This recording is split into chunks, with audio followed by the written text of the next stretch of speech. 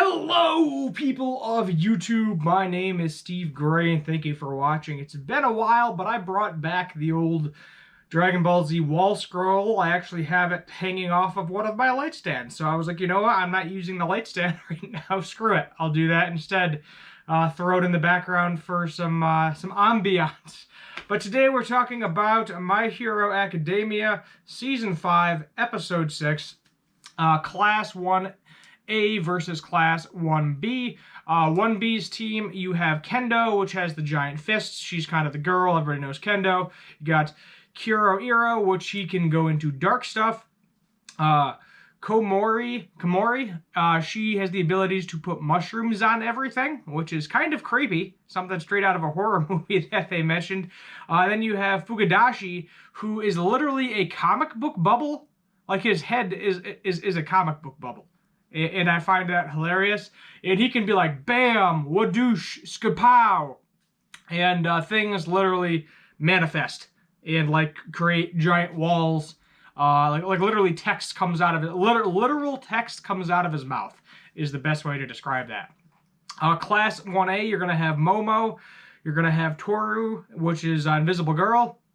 You got Ioma, Mr. Laser Beam. And then you got Tokiomi, which as we know is Mr. Giant Falcon Night Shadow Bird, Dark Shadow.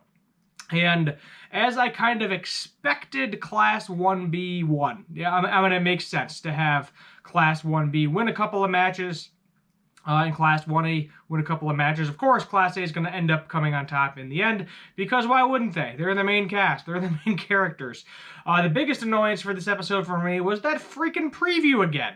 It's just a recap of the last episode. Stop doing that. Stop wasting my episode. It's annoying. I want more episode. You know, the amount of minutes they've already wasted. So they wasted like 3 minutes. I think including, I think it was a minute and a half roughly. They could, if they do that for every single episode, that's an entire other episode with these stupid previews that they keep doing over and over and over again. We don't need a preview. We saw it 1 week ago. We already know what happened. I skipped over the entire thing, made sure it wasn't anything important, skipped over the intro, and got right into it. Because I don't need a freaking, recap of the last episode when it's 1 week. If it's 2 weeks, I understand. If it's been a while, an entire season, a year or something in between the season, perfectly fine. Give me a recap. But we do not need a recap every episode. Please stop doing it, because I'm going to keep ranking the episode lower. Overall, though, the episode was great. Excellent fighting on both teams' parts. It looked like it was heavily in Class 1A's favor for the longest time. Tokiomi actually ended up catching two of them. He catched the Mushroom Girl and the guy that can morph into dark stuff. But little did we know, Miss Mushroom Girl, because she can manifest mushrooms literally anywhere. Anywhere. Yeah, you catch my drift. Poor Invisible Girl is completely visible because she's completely covered in mushrooms from head to toe, her entire body. And she actually puts mushrooms in the lungs or the throat of Tokiomi, which is bad because then he can't breathe because he didn't knock her out right away. She was able to do that, and he basically dropped both of them. He actually captured, it's kind of funny, he captured Kuro in his cloak, which I thought was kind of hilarious. And he was like, I got you in my cloak now. And it's like, oh, look at that. Class 1A is going to win. They got two. Class 1B, they got Ioma pretty quickly, which, I kind of figured he's a little bit useless anyway. They captured him fairly quickly, put him in the drop box, and then it was 1-0 at that point in time. Ends up becoming 4-0. Then we have a nice epic kind of battle between Momo and Kendo. And it's nice to see Momo grown out of her shell, because Kendo's like, she flakes under pressure. She can't think under pressure, just like the tournament. I'm just going to keep beating her with my physical might. She won't be able to think anything. I'll be able to knock her out. But no, Momo has definitely learned from her experiences, and she creates a freaking cannon. That's right, a freaking cannon. And we're like, oh God, Kendo's going to die. Like 100%, Kendo's going to get hit with this cannon and completely die. But no, the cannon wasn't for her. It was for her teammates.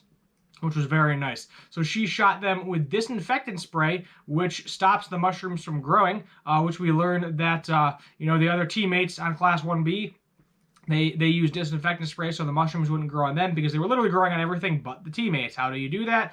Well, that's how. You use disinfectant spray. And then she also gives Togiyomi night vision goggles. So he has, or heat vision goggles, rather, I should say. And he has the ability to pick up heat signatures, figure out exactly where the enemy is, and that's what causes him to go and capture them. Although, unlike Kendo, he does not knock out either one of his opponents, which is very bad. We learned that, you make this, it's not a tournament scenario, it's like a real world villain scenario, and if you don't take the ability to knock out your opponent and basically render them unconscious, they will continue to fight till their very last breath, which we saw happen, and Tokiyomi's breath literally got taken away, and they ended up losing. Class B1.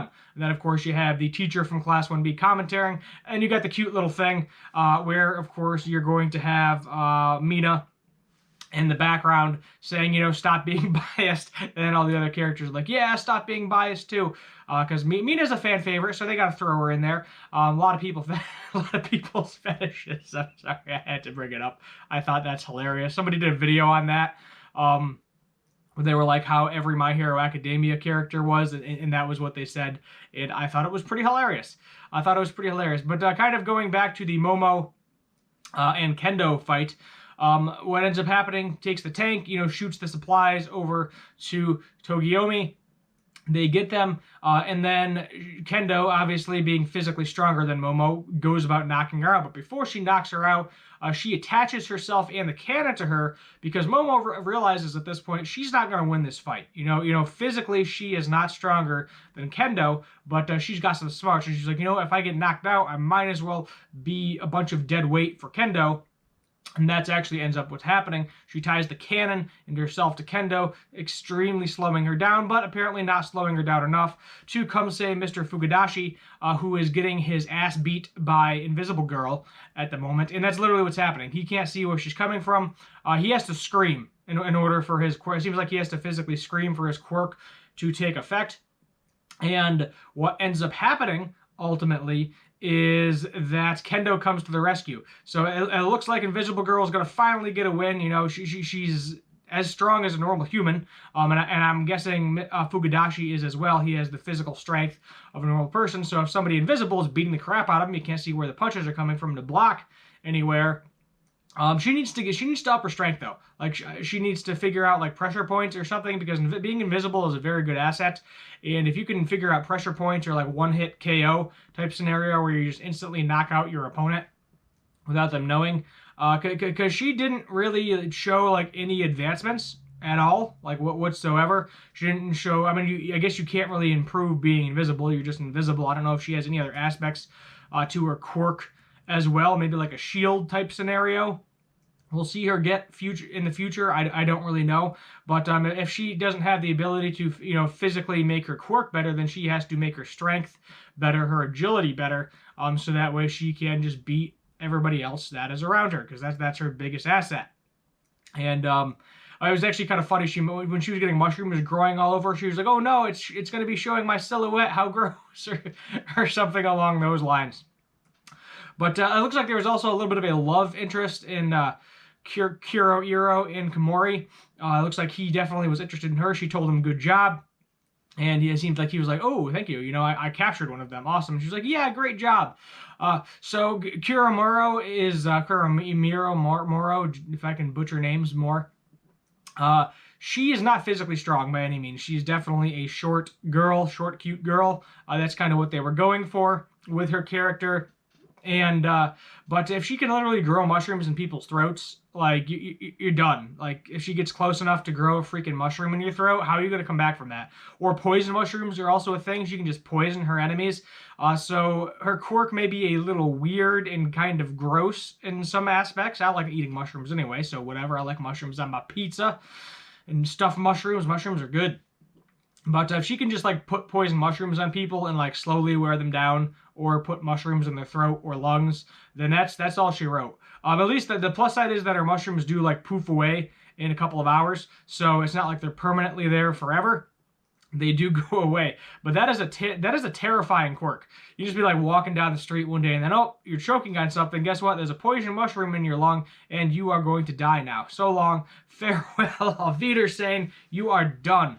But this episode was great. As I said, I kind of figured Class 1B was going to win. We got another matchup. Next episode, going to see Todoroki get his hands dirty. We'll see. I don't remember who the characters from Class 1B are going to be, but we'll talk about that next episode, my next review. That is what it is. Great episode overall. We're going to give this one 8 out of 10, like I've pretty much been giving most of these episodes, because I'm enjoying them, but the preview thing is very much so annoying me. I don't want that in there. It's going to be in there. I 100% guarantee you we will get a preview for next episode, like a little recap. Again, and it's going to annoy me again, and I'll probably talk about it every single review.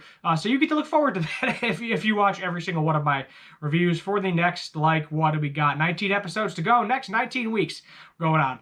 Still looking for another show to review at this point in time. I am running out of ideas for my Thursday videos. I'll be honest with you. I had like 3. I did 3 of them in a row, and now we're coming on week 4, and I still don't have a show to review. So if you have a show to review, please comment down below what that show is. Make sure it's kind of recent, though. You know, I want it to be kind of a ongoing show. I mean, it can be an old show, but there's no guarantee that I am going to get to it. I still have one show that is already completed that I need to finish, that I can't remember what video it was on. So eventually I'll get to that too. But that'll probably be more of like a 1 or 2 video thing. I'm not going to review every single episode of a show at this point. That is completely over with, unless it is ongoing. Because then it's probably going to end up getting less views, unfortunately. But it is what it is. My name is Steve Gray. Thank you for watching. Hit that subscribe button, turn on that notification bell, leave a like, and as always, have a good one.